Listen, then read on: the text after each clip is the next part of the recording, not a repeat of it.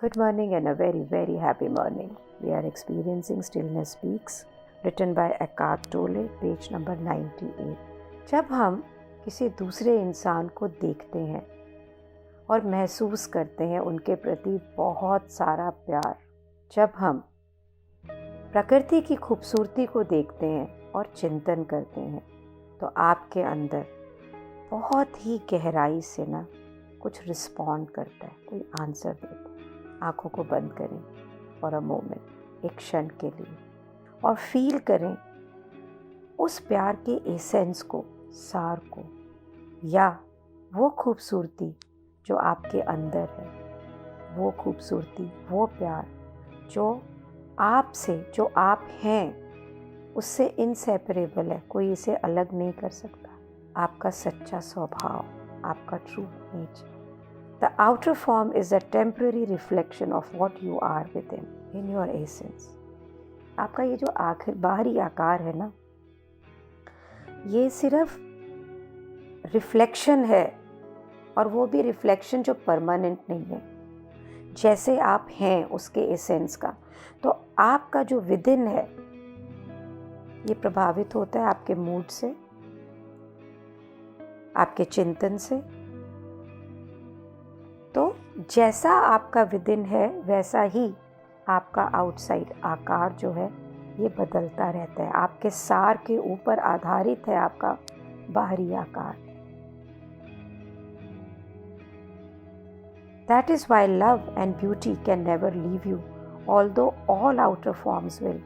क्योंकि ये बाहरी आकार टेम्परेरी है, तो इसलिए ये बदलता रहता है, लेकिन खूबसूरती, प्यार जो आपका एसेंस है, जो आपका इनसेपरेबल ट्रू नेचर है, वो कभी नहीं बदलता। मे बी उसकी कुछ डिग्रीज महसूस करने में बदलती होंगी। So can we do this exercise for 2 minutes? When the writer says, close your eyes, let's all close our eyes.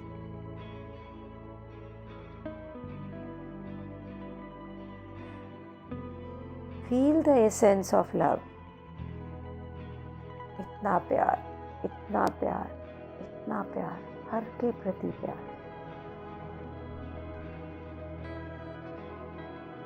खूबसूरत ब्रह्मांड, पेड़ पौधे, लहलहाते खेत, पहाड़, सर्दी में सूर्य की गर्मी, रात में चंद्रमा की चांदनी, खिड़की से बाहर देखो तो पेड़ों का दिखना, पक्षियों का चहचहाना, पत्तों का हवा में लहलहाना, सुबह की उगती हुई किरणें। It's all so beautiful. मेरा जीवन साथी,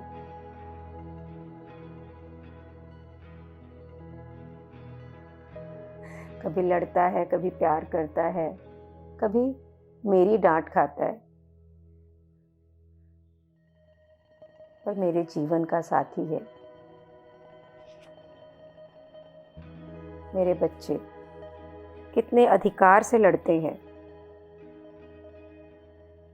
अधिकार होता है तो ही लड़ाई होती है, नहीं तो नहीं होती। नाराज होते हैं तो इसलिए होते हैं क्योंकि अधिकार है, प्यार है, वहाँ पर अपना होने की भावना है, तभी होता है। नहीं तो क्या आप किसी पराये से जाएंगे? इन सब की फाउंडेशन क्या है? Only love and nothing else. Guys, can you experience love?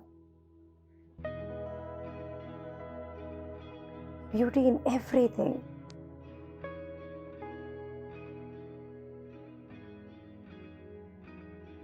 What is your relationship with the world of objects? क्या रिश्तेदारी है आपकी इस दुनिया की जो जितनी भी चीज़ें हैं उनसे, वस्तुओं से? ये जो अनगिनत चीज़ें आपके चारों तरफ आपको सराउंड किए हुए, आपको घेरे हुए हैं, जिसे आप हर रोज़ हैंडल करते हैं, महसूस करते हैं।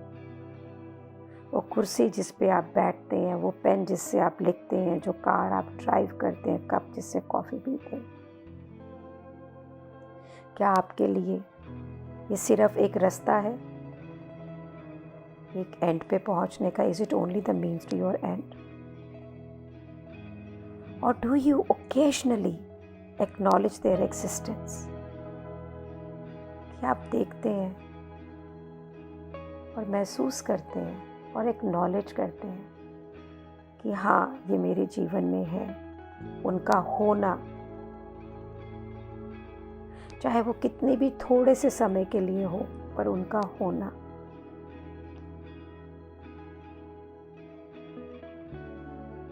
उनको नोटिस करना और उन्हें अपनी चेतनता देना।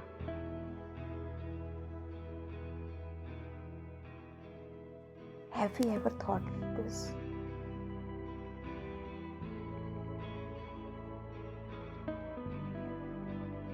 जब हम चीज़ों से अटैच हो जाते हैं ना, when you are using them to enhance your worth in your own eyes, in the eyes of others, concern about things can easily take over your whole life. तो चीज़ों को रिलेशनशिप कैसा है इन चीज़ों के साथ? एक रिलेशनशिप है जहाँ पे हम इन ऑब्जेक्ट के साथ में मोह, माया, पोजेशन इस रूप में अटैच होते हैं कि मेरे पास ये है तो मैं दूसरे की नज़र में बड़ा हूँ, मेरी वर्थ इन चीज़ों से, ये घर, ये पैसा, इन चीज़ों से ही मेरी सेल्फ आइडेंटिफिकेशन है। फिर हम इन चीज़ों को एप्रिशिएट नहीं करते क्योंकि आप ये देखते हैं ये मेरे लिए है। You are looking for yourself in them. आप अपने आप को खोजते हैं उन चीज़ों में। ये पैसा है तो ये मेरी वर्थ है, अपनी आइडेंटिटी, अपनी पहचान को उस पैसे में खोज रहे हैं। So powerful, so profound. उस घर में अपनी आइडेंटिटी खोज रहे हैं, उस ओहदे में अपनी आइडेंटिटी खोज रहे हैं। और when you appreciate an object for what it is, और जब आप किसी विषय, वस्तु को वो जैसे है वैसे ही appreciate करते हैं ना, when you acknowledge its being without mental projection, जब आप उसके होने को acknowledge करते हैं, मानते हैं, किसी भी बुद्धि की पहचान, प्रोजेक्शन, उसका कोई एक अलग उसने जो शक्ल बना रखी है उसके बिना, you cannot not feel grateful for its existence.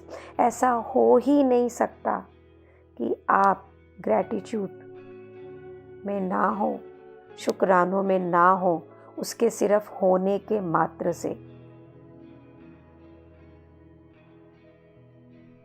So you may also sense that it is not really inanimated, that it only appears so to the senses. जब आप किसी विषय, वस्तु को एक्नॉलेज करते हैं बिना किसी मेंटल प्रोजेक्शन के ना, तो उस समय हो सकता है कि ये सिर्फ आपके सेंस परसेप्शंस में हो, अनुभूतियों में हो। आप इसे किसी चीज़ में, दृष्टि में नहीं देख पाएंगे, वस्तुनिष्ठता में नहीं देख पाएंगे। फिजिस्ट्स ने, भौतिक साइंटिस्ट ने ये कंफर्म करा है कि जो हमारा मॉलिक्यूलर लेवल है, जो हमारा सबसे सबसे सूक्ष्म लेवल है ना, वहाँ पर एक पल्सेटिंग एनर्जी फील्ड है, एक ऊर्जा का क्षेत्र है, जहाँ पे हम चीज़ों को सेंसेस के दायरे से परसीव कर सकते हैं, बिना देखे, बिना वस्तुनिष्ठता के। through selfless appreciation of the realm of things. जिस समय आप क्षेत्र, जो चीज़ों, वस्तु और विषयों का क्षेत्र है, उसके सेल्फलेस एप्रिसिएशन मीन्स ऐसे उन्हें देखना, ऐसे उन्हें एप्रिशिएट करना जिसमें मैं नहीं हूँ, बिना मेरे अस्तित्व के, कि मेरी इस चीज़ से क्या, मेरे लिए इसमें क्या है। जब हम उस क्षेत्र से उसको एप्रिशिएट करते हैं ना, तो ये आपके चारों तरफ की दुनिया है ना, ये जीवंत हो जाती है। और ऐसे जीवंत होती है that you cannot even begin to comprehend with the mind, कि उसकी जीवंतता को आप अपने माइंड से अगर सोचना भी चाहें तो नहीं सोच पाएंगे। ये जीवन उतना है लाइफ।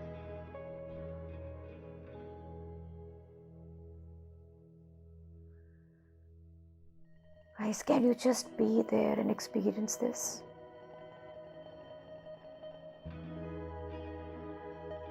किसी प्राणी, किसी वस्तु, किसी इमोशन, किसी विषय को ऐसे अनुभूतियों के लेवल पे एक्सपीरियंस करना, सिर्फ उसके होने मात्र को, आपके जीवन में वो कैसे, उससे कोई मतलब नहीं है। How it is, just the way it is.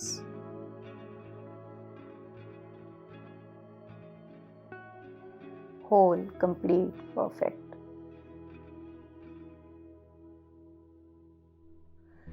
हर शब्द इतना प्रोफाउंड लगता है, और ये सब इसलिए क्योंकि आप मेरी जिंदगी में, क्योंकि मेरे इस जीवन के पथ पे आप मेरे सहपाठी हैं, और बुद्धा जैसा टीचर है, सखा है, सहपाठी है। तो जब मुझे कोई बोलता है ना, तो मैं कहती हूँ ज़िंदगी जी लो, क्योंकि ज़िंदगी ना मिलेगी दोबारा। And God has given me this opportunity, God has given you this opportunity, God has given us this opportunity to experience it fully and completely. Thank you so much for being in my life. Thank you so much.